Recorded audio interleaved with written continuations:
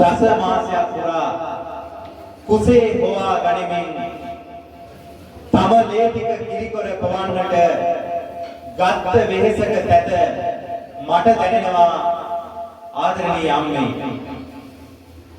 උදේ නැගිටලා වැලි ටික ගොඩ දාන්නට රබර් කිරි කපන්නට රාජ්‍ය සේවයට ගිහිල්ලා ආදරණීය පුතා දුව තැනකට ගන්න උත්සාහ කරපු දයාබර තාත්තටයි මා වදින්නට සූදානම් වන්නේ. අම්මේ තාත්තේ ඔයා කරන වෙහෙස මම දන්නවා. උදේ නැගිට වෙලේ ඉඳලා නිින්දට යනකම් මගේ ආදරණීය අම්මා ආදරණීය අප්පච්චි මං වෙනුවෙන් කරන වෙහෙස මට සදානු ස්මරණීයයි. මගේ අතින් වැරැද්දක් වෙන්නේ නෑ මේ ඉදිරියට මේ දහම් පාසල් අධ්‍යාපනය තුළ ගුණධර්ම ආකල්ප වර්ධනය කරමින් ආදරණීය අම්මේ අද ඔයාගේ කකුල් දෙක අල්ලලා වැදෙමින් ආදරණීය තාත්තේ ඔයාට කකුල් දෙක අල්ලලා වදිමින් මා දිනුද්දී ප්‍රතිඥා දෙන්නේ මගේ අතින් මෙන් මත්තට වැරැද්දක් වෙන්නේ නැහැ කියන කාරණයයි.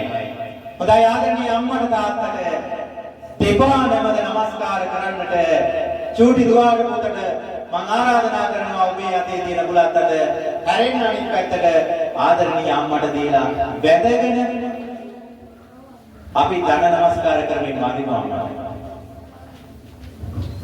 එහෙම වදිමින් මෙන්න මේ ටික හොඳට ඔළුවේ තියාගෙන හොඳට කකුල් දෙක අල්ලලා වදිමු.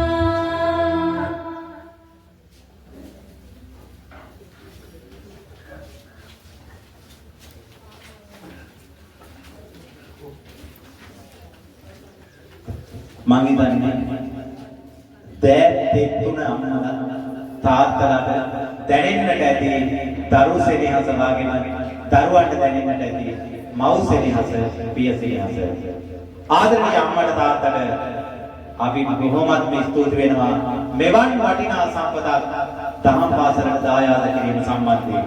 ඒ වගේම ඔබෙන් අපි ඉල්ලීමක් කරනවා පාසලට තියෙන අත දහම් පාසලට තියාගන්න. දහම් පාසලත් එක්ක තියෙන අත තවදුරටත් ඉදිරියට තබා ගනිමින් මේ දරුවාගේ ආකල්ප ගුණධර්ම වඩවා ගන්නට ඔබේ සහයෝගය අපට දෙන්න.